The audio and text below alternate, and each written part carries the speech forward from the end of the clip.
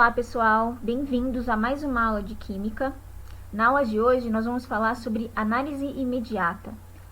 Na aula anterior nós falamos sobre o que seria uma mistura homogênea e heterogênea, quantas fases elas poderiam apresentar e quantos componentes a gente poderia ter e como identificar esses componentes em uma mistura.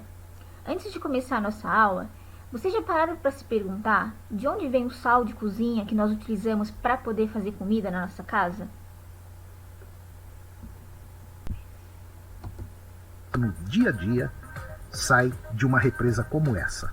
Essa água que cobre essa represa, ela veio do mar através de um bombeamento e percorreu cerca de 70 quilômetros.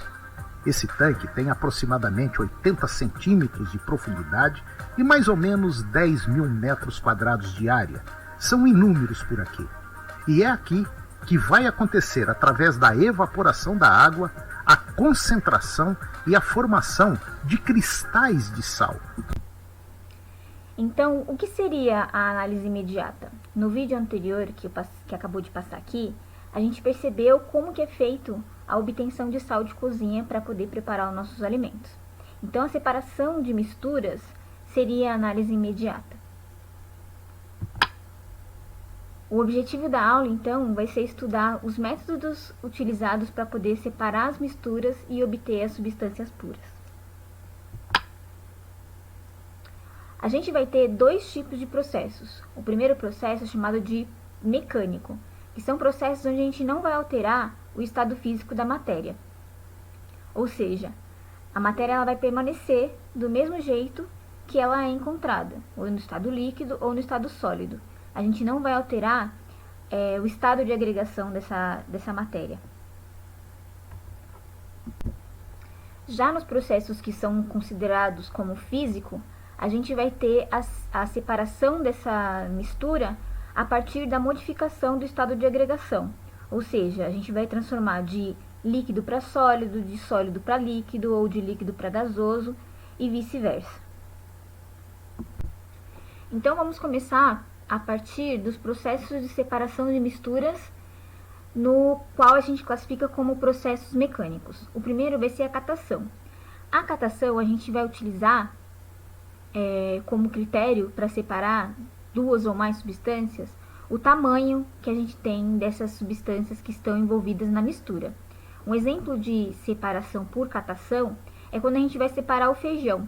Então, a gente vai ter feijão com coloração diferente, então a gente vai usar essa característica como a cor, ou até mesmo o tamanho dos grãos. Separar o arroz do feijão, por exemplo, esse processo é chamado de catação. O outro processo de separação é a levigação. A gente vai usar como critério para poder separar dois materiais a densidade, a propriedade física densidade. Por exemplo, a areia e o ouro. Usado bastante no garimpo, a gente vai ter o processo de arraste pela água, então a corrente de água vai arrastar a areia, porque a areia é menos densa, e o ouro acaba ficando, separando-se da mistura entre ouro e areia.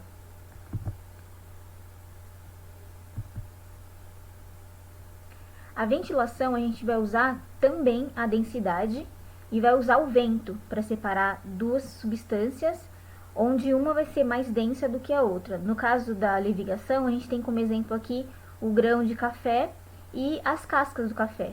Quando a gente tem o vento ali, a corrente de vento, ao jogar o feijão ou o grão do café para o alto, o vento vai bater e vai acabar arrastando aquilo que é menos denso, que no caso seria a casca de café, por exemplo. A peneiração ou tamização é um processo de separação de misturas através do tamanho da partícula que vai ser diferente entre duas substâncias que estão ali formando uma mistura.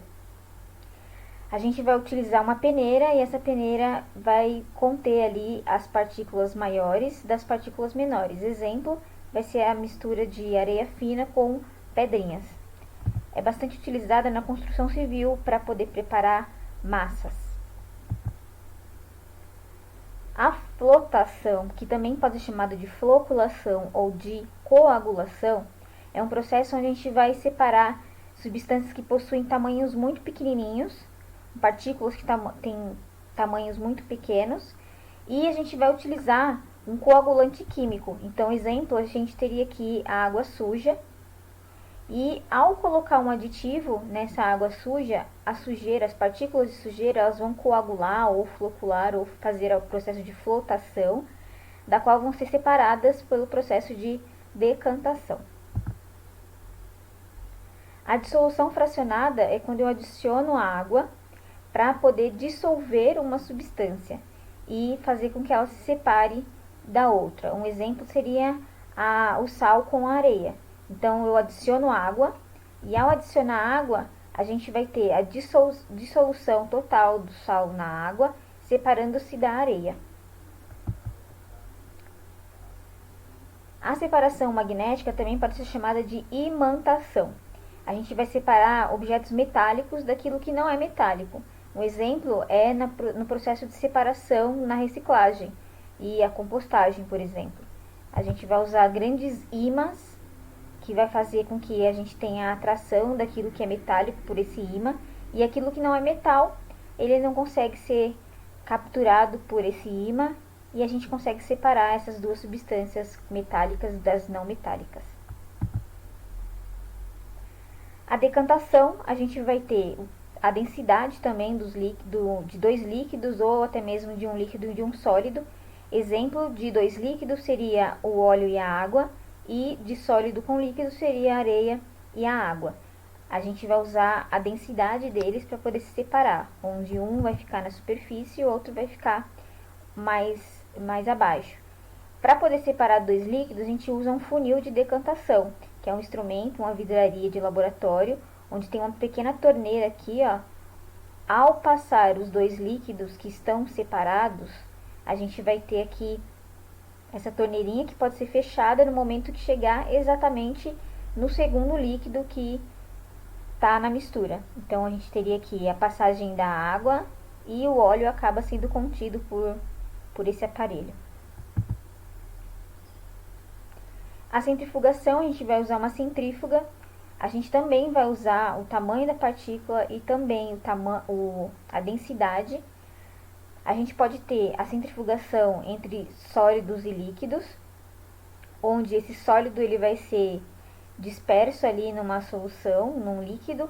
Exemplo vai ser água de iodeto de chumbo, onde ele vai ter o processo de centrifugação numa máquina, e ao centrifugar a gente vai ter a separação.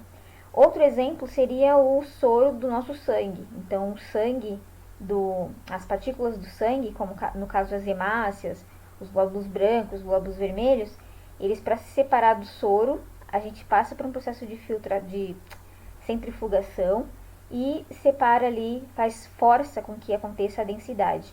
Então, as partículas sólidas vão ficar aqui na parte inferior do frasquinho, do tubo de ensaio, e o líquido fica na parte de cima. A filtração comum, a gente pode usar um filtro de papel ou de pano. Exemplo comum para poder fazer a filtração, a gente faz em casa sempre, o tempo inteiro. É quando nós vamos preparar o café ou um chá, que nós utilizamos um coador, que seria na verdade um filtro, e faz com que aconteça a separação das folhas do chá, do aroma, da água.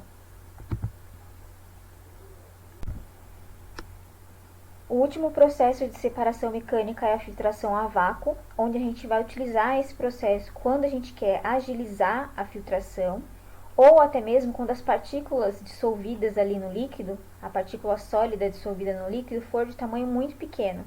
Então, a gente vai ter ali uma corrente de água, e essa água corrente ela vai sofrer um processo de pressão no vácuo, para poder acontecer a separação de forma mais rápida. Exemplo é a água do carbonato de cálcio. E a gente utiliza aqui um filtro, onde a gente vai ter a contenção das partículas menores do líquido e um aparelho que vai fazer com que aconteça a pressão para poder puxar esse líquido e facilitar com que o processo aconteça. Agora a gente vai começar a falar sobre os processos de separação do processo físico, onde a gente tem que mudar o estado físico da matéria. A destilação simples, ou também chamada simplesmente de evaporação, é quando a gente usa para poder separar um sólido de um líquido.